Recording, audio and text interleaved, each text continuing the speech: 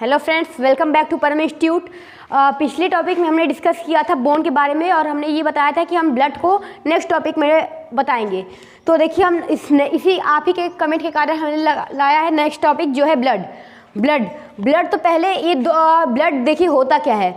Blood एक connective tissue है, ये मतलब कि नॉन स्टेशनरी है, ये रुकता नहीं है, फ्लो करता रहता है हमेशा। और इसकी जो मैट्रिक्स होती है उसको कहते हैं प्लाज्मा। अब बहुत लोग कहेंगे प्लाज्मा तो प्लेटलेट से जुड़ी हुई है, तो प्लाज्मा प्लेटलेट्स नहीं। ये देखिए यहाँ पर हम चार्ट बनाएंगे जिससे आपको मान लीजिए अगर आपको किसी चीज़ की तैयारी करनी है तो अगर आप इस चार्ट को फॉलो करेंगे, मतलब कहीं उतार लेंगे तो आपके लिए बहुत ही अच्छा होगा। जैसे ब्लड है, ब्लड के पहले तो दो पार्ट होते हैं।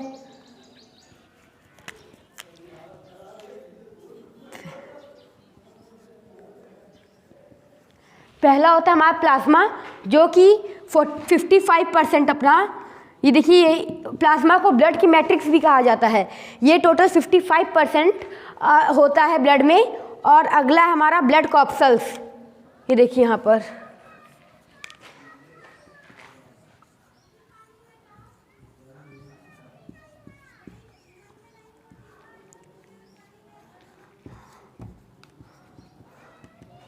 ब्लड कॉर्पसल्स ये 45% होता है। प्लाज्मा एक फेंट येलो कलर का एक तो नॉन स्टेशनरी बॉडी होती है जो कि हमेशा फ्लो करती रहती है और इसी कारण इसे ब्लड की मैट्रिक्स कहा जाता है। और ये जो ब्लड कॉर्पसल्स है ये 3 प्रकार के होते हैं। देखिए प्लाज्मा से आपको बहुत ही कम क्वेश्चन मिलता है, लेकिन जो ब्लड कॉर्पसल्स होते हैं इससे आपको बहुत ही अधिक क्वेश्चन मिलेंगे। कॉम्पिटेटिव एग्जाम या फिर आपकी किसी भी एग्जाम की तैयारी करनी होगी, सबसे अधिक क्वेश्चन आपको मिलेंगे ब्लड कॉर्पसल्स से। देखिए ब्लड कॉर्पसल्स देखिए 3 प्रकार के होते हैं। पहला होता है आरबीसी, दूसरा होता है डब्ल्यूबीसी, तीसरा होता है प्लेटलेट्स। तो देखिए पहला होता है हम लोग का आरबीसी। नीचे देखिए सीएस और आरबीसी में अंतर क्या है। जैसे हम यहाँ लिखते हैं आरबीसी और नीचे लिखते हैं हम लोग यहीं पर आरबीसीएस। तो इन दोनों में अंतर क्या होता है। देखिए आरबीसी का फुल फॉर्म होता है red blood cell. Red blood cells इसका फुल फॉर्म होता है, लेकिन जब ये सेल ज़्यादा मात्रा में पाई जाती है, मतलब ये प्लूरल फॉर्म हो गया, तो यहाँ रेड ब्लड सेल्स नहीं होता है, यहाँ होता है रेड ब्लड कॉर्पसल्स।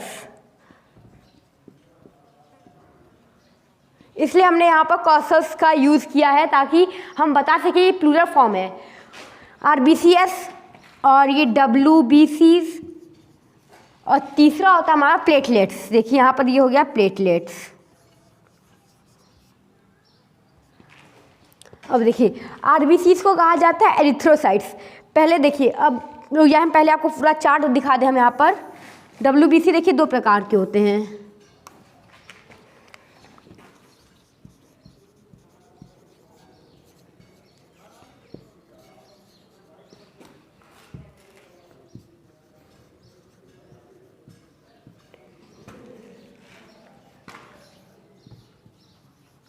देखिए डब्ल्यूबीसी हमारे 2 प्रकार के होते हैं। पहले तो आरबीसी का बात करें तो आरबीसी देखिए आरबीसीज को एरिथ्रोसाइट्स कहा जाता है। एरिथ्रोसाइट्स इसका मेन, ये देखिए इसमें हेमोग्लोबिन प्रेजेंट होता है इसलिए वो रेड होती हैं, लेकिन डब्ल्यूबीसी कलरलेस होती है क्योंकि इसमें हेमोग्लोबिन नहीं पाया जाता है। आरबीसीज में हेमोग्लोबिन पाया जाता है और साथ ही साथ ये ऑक्सीजन और कार्बन डाइऑक्साइड के ट्रांसपोर्ट में भी हेल्प करती है। और आरबीसी जो है इसका ये इनकी अगर हम लोग मात्रा देखें तो 5 to 6 lakhs। देखिए यहाँ पर अगर हम लोग इसकी मात्रा देखें तो 5 to 6 lakhs पर ml³ होते हैं। ये 5 to 6 lakhs पर ml³। और यहाँ डब्ल्यूबीसी का ये बहुत ही मतलब ये देखिए पहला तो ये लॉन्ग लिव्ड होते हैं, इनका ज़्यादा से ज़्यादा लिव कर सकते हैं ये 100 से 120 दिन तक। और फिर अगला है ये डब्ल्यूबीसी। पहले तो हम लोग डब्ल्यूबीसी की बात करेंगे। इसमें 6000 से 9000 पर ml³ में पाया जाता है। इसका मेन फंक्शन होता है इम्यूनिटी प्रोवाइड करना, हम लोग के शरीर को इम्यूनिटी प्रोवाइड करना। इससे हम लोग की जो निरोधक शक्ति होती है, हम लोग की जो डिजीज रेजिस्टेंट होती है वो हम लोग की हाईएस्ट होती है अगर ये जिसके में करेक्ट अमाउंट में हो। ये नहीं ज़्यादा होगा तब भी दिक्कत होगी, कम होगा तब भी दिक्कत होगी। और फिर प्लेटलेट्स, इसको थ्रोम्बोसाइट्स कहा जाता है। प्लेटलेट्स की ज़्यादा मतलब वैल्यू नहीं है, इसको थ्रोम्बोसाइट्स कहा जाता है। और प्लेटलेट्स का मेन फंक्शन होता है कि ये मतलब कि देखिए पहले तो ब्लड के साथ साथ एक लिम्फ भी होता है। पहले हम लोग को लिम्फ देखना है। ब्लड के साथ साथ एक लिम्फ होता है। लिम्फ में तो पहले blood minus WBC minus platelets करेंगे, मतलब लिम्फ में से लिम्फ बराबर, जैसे हम लोग यहाँ लिख सकते हैं यहाँ पर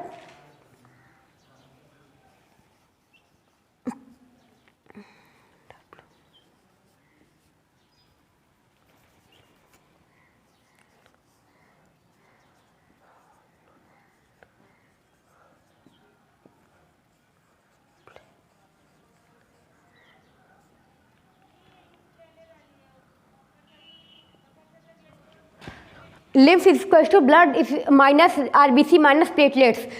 WBC कलरलेस होता है और इसका कोई शेप भी नहीं होता है, जबकि RBC गोल शेप में होता है, सर्कुलर में होता है। अब बात कर हम लोग ग्रैन्युलोसाइट्स की। तो ग्रैन्युलोसाइट्स 3 प्रकार के होते हैं। पहला होता है इओसिनोफिल्स,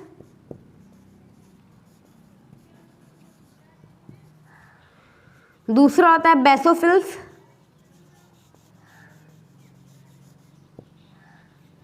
तीसरा होता है न्यूट्रोफिल्स। और अग्रेनुलोसाइट 2 प्रकार के होते हैं। पहला होता है लिम्फोसाइट, दूसरा होता है मोनोसाइट्स। तो अग्रेनुलोसाइट्स की बात करें तो पहला होता है मोनोसाइट्स, दूसरा होता है लिम्फोसाइट्स। अब लिम्फोसाइट्स जो होते हैं ये 4 प्रकार के होते हैं, 2 प्रकार के होते हैं, सॉरी। पहला होता है बी लिम्फोसाइट्स,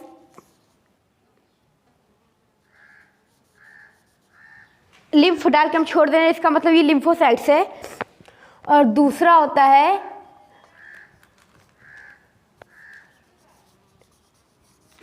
टी लिम्फोसाइट्स। और अब देखिए, अब हम यहाँ लिख देते हैं, यहाँ जगह नहीं बची है, यहाँ पर देखिए छोटा सा कॉलम बना के लिख दे रहे हैं। जो टी लिम्फोसाइट्स है, ये टी लिम्फोसाइट जो है ये 4 प्रकार के होते हैं। पहला होता है T1, दूसरा होता है T2, तीसरा होता है T3 और चौथा होता है T4। इसको आप लोग कॉपी कर लीजिए। सॉरी फ्रेंड्स, हमारी पिछली क्लिप में हमने आपको बताया था RBC, WBC और प्लेटलेट्स। तो उसमें हमें डिफरेंस पता करना था, RBC, WBC और प्लेटलेट्स के बीच में डिफरेंस बताना था। तो मैंने जब उस पर नेक्स्ट डे पे उसको ध्यान से देखा तो मैंने ये ध्यान दिया कि इसमें RBC और WBC और प्लेटलेट्स के बीच में जो डिफरेंस थी वो छूट गई थी। तो इस टॉपिक में हम उसे फिर से रिकॉल करने जा रहे हैं। और ये देखिए हमारे बीच के डिफरेंसेस। पहला RBC है, दूसरा WBC है, तीसरा प्लेटलेट्स। ओके,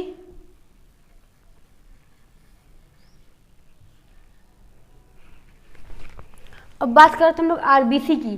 तो RBC चूंकि ये रेड है तो ये किससे होगी? हेमोग्लोबिन से। तो इसमें हेमोग्लोबिन प्रेजेंट होता है।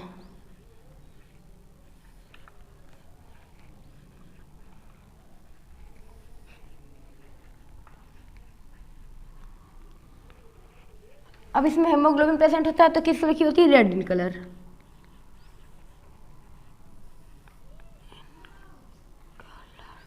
रेड कलर की होती है, ठीक है।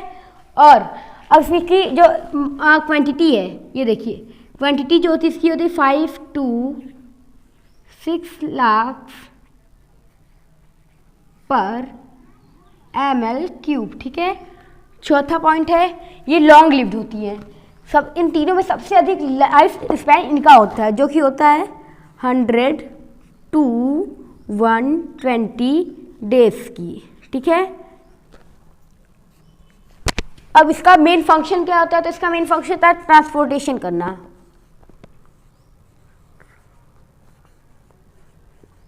किस चीज का ट्रांसपोर्ट करना? कार्बन डाइऑक्साइड का एंड ऑक्सीजन का, ठीक है। अब बात करो WBC की। तो ये कलरलेस होते हैं, इसमें हेमोग्लोबिन पाया नहीं जाता है तो ये कलरलेस होते हैं। इनकी कोई फिक्स साइज भी नहीं होती। ये रेड, ये देखिए ये जो है ये सर्कल में होते हैं, लेकिन इसकी कोई फिक्स शेप और साइज नहीं होती है, ठीक है। अब ये देखिए दूसरा है, ये इनकी क्वांटिटी है 6000 to 9000 पर ml³ कहीं कहीं किसी किसी बुक में ये 10,000 लिखा था, लेकिन अगर हम लोग NCERT के हिसाब से चले तो इसकी क्वांटिटी होती है 6000 to 9000 पर ml³।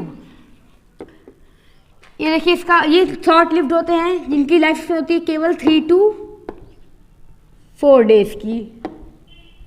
आप इसको कंपेयर कर सकते हैं कि RBC से कितने अधिक कम लाइफ स्पैन होती है इनकी।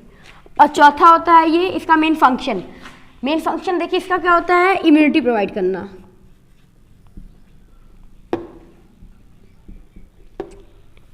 एंड जो हमारा स्ट्रेंथ प्रोवाइड करना।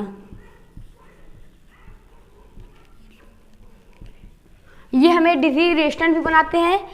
इनको देखिए, इनका अनदर नाम क्या है, RBC का बायोलॉजिकल नेम है एरिथ्रोसाइट्स।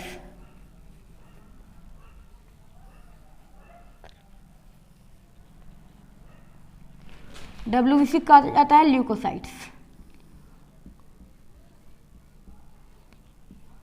और प्लेटलेट्स को कहा जाता है थ्रोम्बोसाइट्स।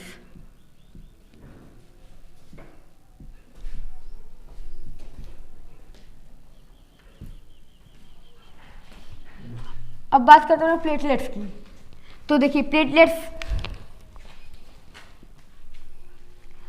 और RBC के बारे में ये एक फैक्ट है कि RBC जो होती है इसमें न्यूक्लियस होता है। जब ये छोटी होती हैं, जब मतलब इनका बर्न होता है तो इसमें इसमें न्यूक्लियस प्रेजेंट होते हैं, लेकिन ये जब मैच्योर हो जाते हैं इसमें न्यूक्लियस मर जाते हैं। क्योंकि अब देखिए हम लोग इनहेल किए, काफ़ी डीप हम लोग सांस लेते हैं तो इन लोग को ज़्यादा ऑक्सीजन कैरी करनी होती है, ठीक है, ज़्यादा ऑक्सीजन कैरी करनी होती है तो ये अपने न्यूक्लियस को खो देती हैं। तो न्यूक्लियस की जगह जो होती है वो ये जो ज़्यादा O2 है वो हम लोग लेते हैं, ठीक है। और जब हम लोग मतलब नॉर्मल करते हैं तो ये जो नॉर्मल करते हैं तो ये अपना न्यूक्लियस के साथ करती है, लेकिन जब भी हम लोग डीप इनहेल या फिर डीप एक्सेल करते हैं तो ये अपना न्यूक्लियस खो बैठती हैं। और प्लेटलेट्स, ये देखिए, तो पहले ये भी कलरलेस होती है, कलरलेस भी होती है, इनका कोई डिफरेंट शेप भी नहीं होता है, शेप साइज इनका डिफरेंट नहीं होती। हाँ, कभी कभी इसको आप लोग इस शेप में देखते होंगे जिसको कहते हैं biconcave size.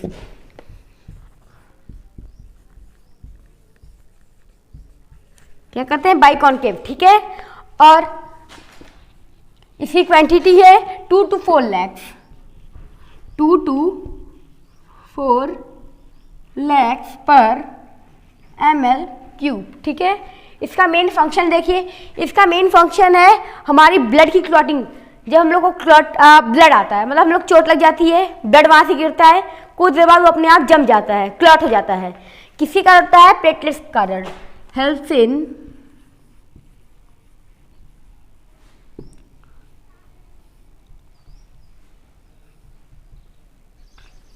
Clotting of blood. और अब इसका मतलब कि कैसे क्लॉट करता होगा, तो ये देखिए जो ब्लड की क्लॉटिंग होती है ड्यू टू प्रेजेंस ऑफ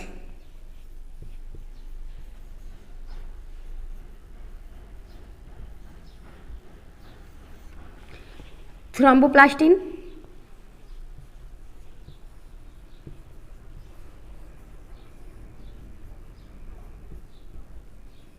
ठीक है।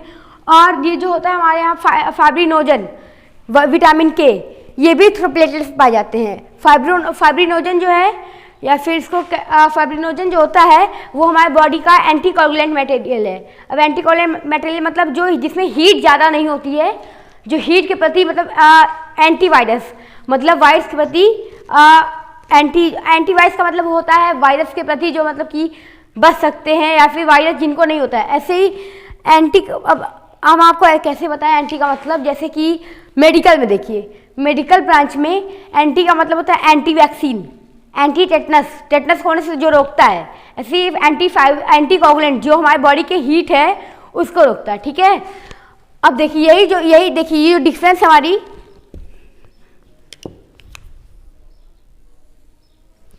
ये डिफरेंस थी हमारी जो हम आपको बताना चाहते थे। अब आप इसका स्क्रीनशॉट लीजिए या फिर इसको कहीं नोट डाउन कर लीजिए। नेक्स्ट टॉपिक हमारी मस्कुलर टिश्यू। मस्कुलर टिश्यू ये हमारे बॉडी की 40% टोटल वेट को 40% का टोटल वेट केवल मस्कुलर टिश्यू से आता है। ये देखिए, ये हमारा जो कॉन्ट्रैक्शन रिलैक्सेशन होता है जिससे हम लोग मूवमेंट कर पाते हैं किसी भी चीज़ का, देखिए ये हो गया और ये हो गया, इसी को कहते हैं, ये मस्कुलर टिश्यू से ही होता है। मस्कुलर टिश्यू 3 प्रकार के होते हैं। पहला होता है स्ट्रिएटेड, ये देखिए स्ट्रिएटेड होता है, ये स्ट्रिएटेड, ये है कार्डियक,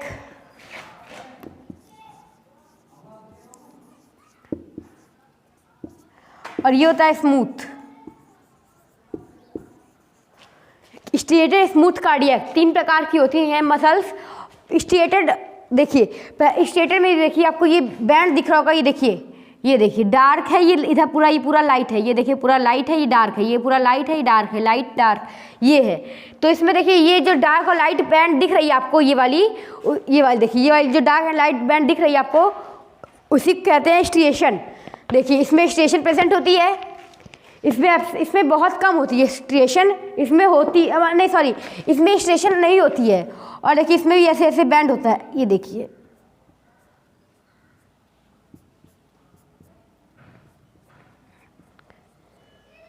ऐसे कर करके इसमें बैंड होता है। तो केवल स्मूथ मसल ही एक ऐसी मसल होती है जो जिसमें स्ट्रिएशन नहीं प्रेजेंट होता है।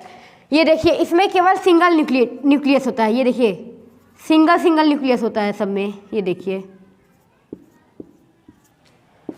सिंगल न्यूक्लियस होता है।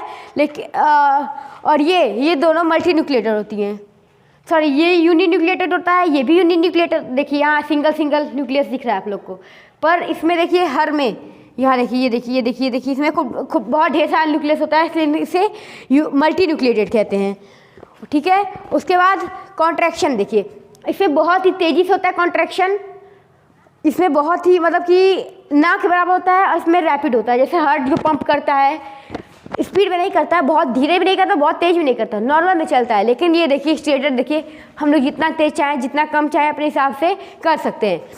इस पर जो कंट्रोल होता है वो वॉलंटरी होता है, मतलब ये इसे हम अपने मन के अनुसार मूव कर सकते हैं। लेकिन ये दोनों जो होता है ये इनवॉलंटरी होता है, इसका जो कंट्रोल होता है वो इनवॉलंटरी होता है। हम चाहते हैं कि हार्ट रुक जाए, हार्ट बीट ना करे, हो सकता है, नहीं हो सकता है। हम चाहते हैं कि जो स्मूथ मसल है इसको रुक जाए, मतलब हम लोग चाहते हैं कि पलक ना झपके, पलक अपने आप झपकेगी, हम लोग कितना भी कोशिश कर ले जाएगी। स्ट्रिएटेड देखिए ये हो गया, इसे हम अपने अनुसार के हिसाब से ये देखिए पूरा जैसे हम चाहें वैसे कर सकते हैं। फिर अगला बेस होता है इसका, इसमें देखिए ये देखिए डार्क एंड लाइट बैंड वाला हो गया हम लोग का। कॉन्ट्रैक्शन के बारे में बात हो गई, प्रेजेंस के बारे में बात करना है तो ये देखिए स्ट्रिएटेड, यहाँ ये जो मसल्स होती है ना, जिसको हम लोग आप प्रैक्टिकली कर सकते हैं कि जिसमें आप जो मूव कर देख सकते हैं, अगर वो मूव हो रहा है तो स्ट्रिएटेड है। लेकिन जो डिफरेंस होता है स्मूथ और कार्डियक में, ये भी इनवॉलंटरी, ये भी इनवॉलंटरी, हम लोग चेक कैसे करेंगे? तो इसका स्मूथ का तो मान लीजिए उतना नहीं है, अगर आप कार्डियक जान जाएंगे स्मूथ आपको पता चल जाएगा। कार्डियक जो है केवल वहाँ अपने हार्ट, आपका जो हार्ट है वहाँ मसल में पाई जाएगी, हार्ट की वॉल हो गई, पल्मोनरी ग्लैंड हो गई, जो हार्ट से रिलेटेड है, बस उसमें कार्डियक पाई जाएगी। बाकी सब में, बाकी स्मूथ को आप लोग कर ही सकते हैं दोनों को छोड़ के। अगला है हम लोग का नर्वस टिश्यू। अब नर्वस टिश्यू की बात की जाए तो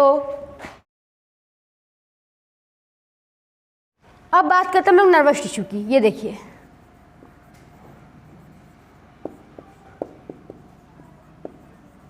नर्वस टिश्यूज़ की बात की जाए तो नर्वस टिश्यू का मेन और स्ट्रक्चर फंक्शन होता है वो न्यूरॉन होता है।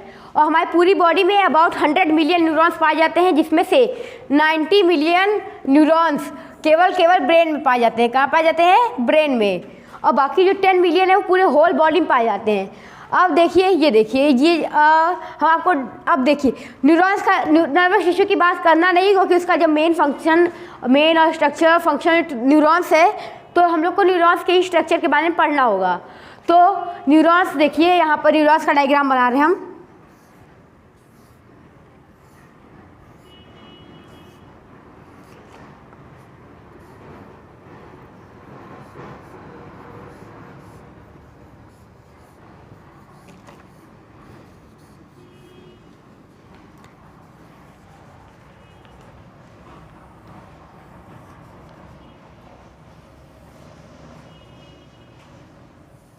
देखिए देखिए इसको ब्रांच ऐसे करिए।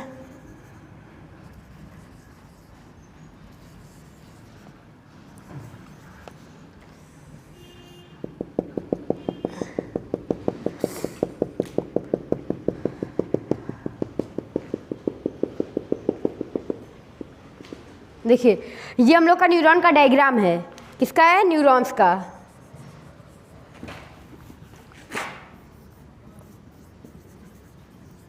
न्यूरॉन्स का डायग्राम है। ये देखिए, ये जो गोल है इसको न्यूक्लियस कहते हैं। देखिए अगर हम लोग बायोलॉजी में बात करें तो जो डॉट होते हैं उसको डॉट ना करके बल्कि उसको ग्रैन्यूल्स कहते हैं। ये देखिए, तो ये हो जाएगा निसल ग्रैन्यूल्स। निसल ग्रैन्यूल्स हो गया। और ये देखिए, जो आपने पढ़ा होगा कि एनिमल सेल में प्लाज्मा मेम्ब्रेन या फिर सेल मेम्ब्रेन भी पाई जाती है। तो जो न्यूरॉन्स का जो सेल मेम्ब्रेन है उसको सेल मेम्ब्रेन नहीं कहते हैं, इसे कहते हैं सार्कोलेमा। क्या कहते हैं? सार्कोलेमा। सार्कोलेमा कहते हैं। और ये जो ये है ब्रांच लाइक स्ट्रक्चर, इसको डेंड्रॉन्स कहते हैं। डेंड्रॉन्स। और ये देखिए यहाँ पर ये जो फिंगर लाइक स्ट्रक्चर दिख रही है आपको, इसको कहते हैं एक्सॉन्स। और ये देखिए इसको कहते हैं हम लोग एक्सॉन टर्मिनल्स। क्या कहते हैं? Axon terminals. Last second cell है जो ये वाली, इसको कहते हैं हम लोग स्वान सेल। और ये देखिए, ये जो दो के बीच में ये गैप है ना, ये वाला गैप, इसको कहते हैं हम लोग माइलियम। क्या कहते हैं? माइलियम।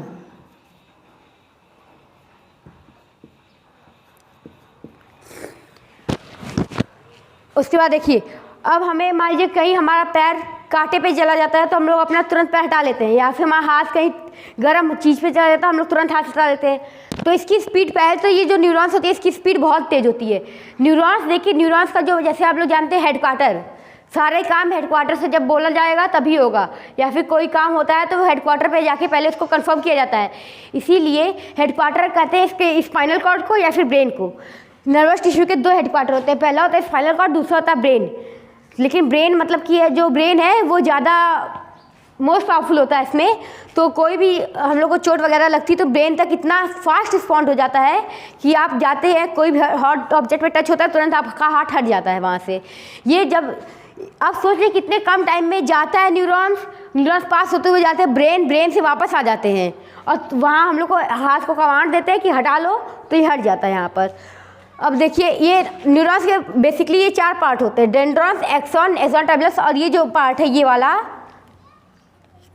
ये जिसमें सर्कोलेमा, न्यूक्लियस, निसल ग्रैन्यूल्स है, इसको कहते हैं हम लोग साइटोन। साइटोन देखिए न्यूरॉन्स का लार्जेस्ट पार्ट होता है, इसमें न्यूक्लियस होता है, निसल ग्रैन्यूल होता है और सर्कोलेमा प्रेजेंट होता है। और ये जो डेंड्रॉन्स है ये ब्रांच लाइक स्ट्रक्चर होती है। अभी आपको ये भी बताएंगे कि ये डेंड्रॉन्स को पता कैसे चलता है कि कहाँ से क्या हुआ है। मारी चोट लगी, एक्सॉन टर्मिनल पर गया, ये तो इतना लंबा होगा कि नहीं कि ये सीधे ब्रेन से कनेक्ट हो। तो अभी हम आपको ये बताएंगे कि एक न्यूरॉन से दूसरे न्यूरॉन पे कैसे पास होता है ये मैसेज। तो देखिए, पहले से साइटोन कहेंगे, ब्रांच लाइक स्ट्रक्चर से डेंड्रॉन्स कहेंगे, और ये फिंगर लाइक स्ट्रक्चर इसे एक्सॉन कहेंगे। और एक्सॉन्स की ये खासियत होती है कि ये longest part of the neurons होता है। और देखिए ये एक्सॉन टर्मिनल्स होता है। इसका मेन फंक्शन बहुत ही इंपॉर्टेंट फंक्शन होता है किसी मैसेज को ट्रांसफॉर्म या फिर किसी मैसेज को कहीं ब्रेन तक पहुँचाने, ब्रेन या स्पाइनल कॉर्ड तक पहुँचाने के लिए। देखिए इसे स्वान सेल कहेंगे, और जो दो एक्सॉन के बीच में गैप मिला उसको माइलियम कहेंगे। ये नहीं कि किसी भी सेल को स्वान सेल कह दिया जाए, जो लास्ट सेकंड होता है कि उसी को स्वान सेल कहेंगे। अब देखिए,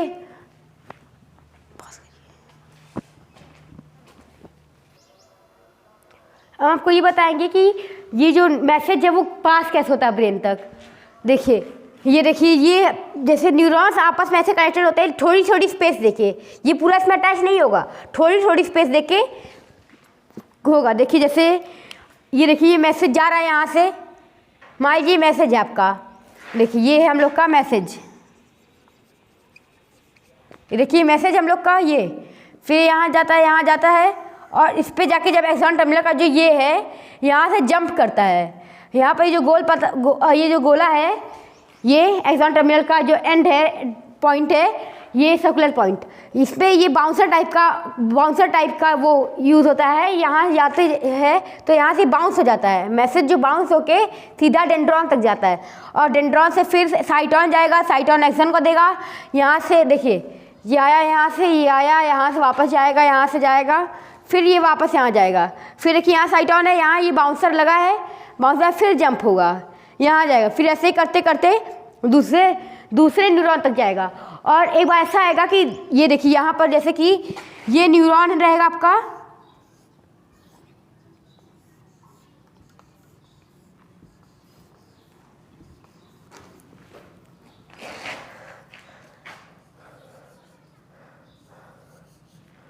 देखिए यहाँ पर मैसेज आ जाएगा, यहाँ पर मैसेज यहाँ आएगा। एक बार देखिए यहाँ डॉट लगा दे रहे हैं, मैसेज यहाँ आया, वहाँ से मान लीजिए यहाँ कनेक्टेड है, जहाँ पर समझिए यहाँ ब्रेन है, ये देखिए यहाँ ब्रेन आ गया, ये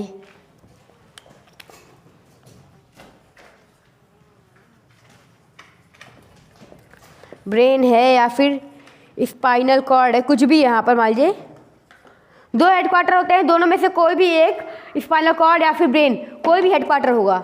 अब यहाँ से मैसेज गया, वहाँ से बाउंस करके यहाँ पर आया, यहाँ से गया, यहाँ से गया, फिर ये एक्सॉन होते हुए, एक्सॉन टर्मिनल होते हुए सीधे ब्रेन तक जाएगा।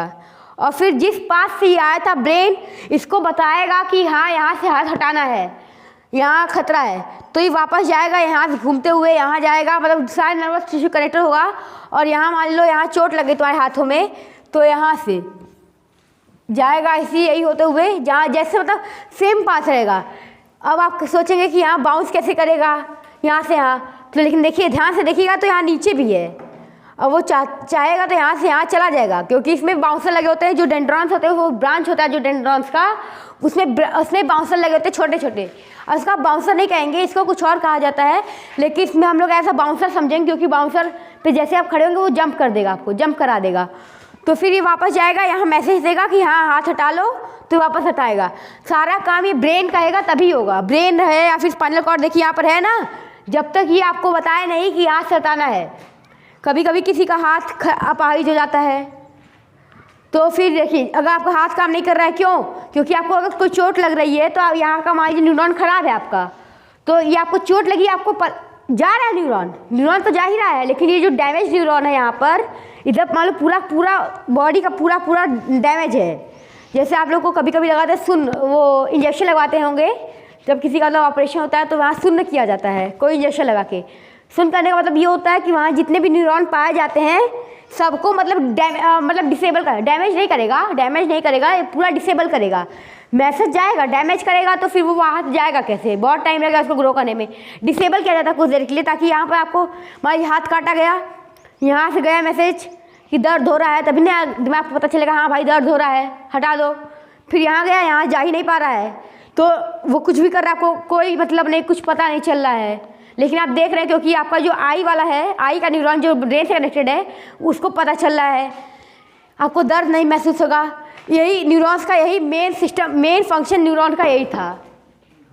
Thank you. आप चैनल को आप लाइक, सब्सक्राइब और शेयर करें, ताकि अधिक से अधिक लोग इसे देख सकें और ज्ञान प्राप्त कर सकें। Thank you.